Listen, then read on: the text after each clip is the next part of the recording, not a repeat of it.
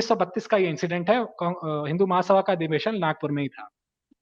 उस अधिवेशन में डॉक्टर मुंजे ने एक भाषण दिया। एक भाषण में उन्होंने कहा कि आजकल ट्रांसफर ऑफ पावर की बहुत बात चल रही है। ट्रांसफर ऑफ पावर की ये जो बात चल रही है, कल को ट्रांसफर ऑफ पावर अगर होता है, तो अंग्रेज किसको पावर ट्रांसफर करके जाएँगे?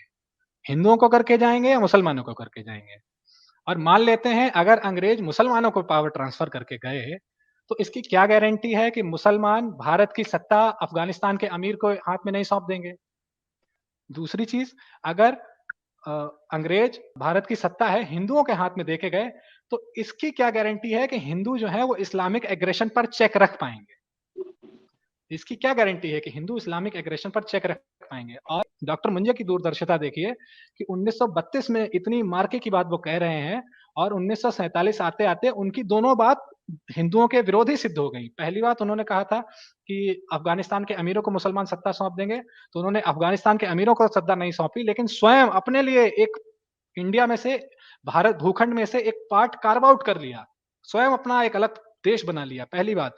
और दूसरी बात, हिंदुओं को जो हिस्सा मिला था, हिंदुओं को जो हिस्सा दिया गया था, उस हिस्से पर आज भी हिंदू इस्लामिक एग्रेशन पर चेक नहीं रख पाए। हम आज जिस समस्या से जूझ रहे हैं, वो समस्या 1932 में डॉक्टर मुंजे देख चुके थे।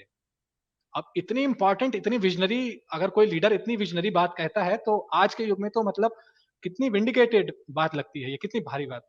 तो आप उस समय डॉक्टर मुंजे और डॉक्टर हेडगेवार की एक दृष्टि में अंतर देखिए। जैसे ही डॉक्टर मुंजे का ये बयान सामने आया, अगले ही दिन सुबह डॉक्टर हेडगेवार ने ये बात अखबार में पढ़ी और वो डॉक्टर मुंजे के घर गए।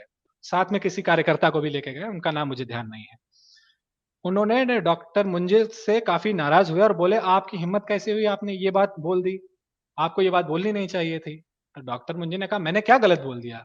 बोले, "अरे! स्वतंत्रता प्राप्ति हमारा परम ध्येय है, आपको ऐसा बोलना ही नहीं चाहिए था।"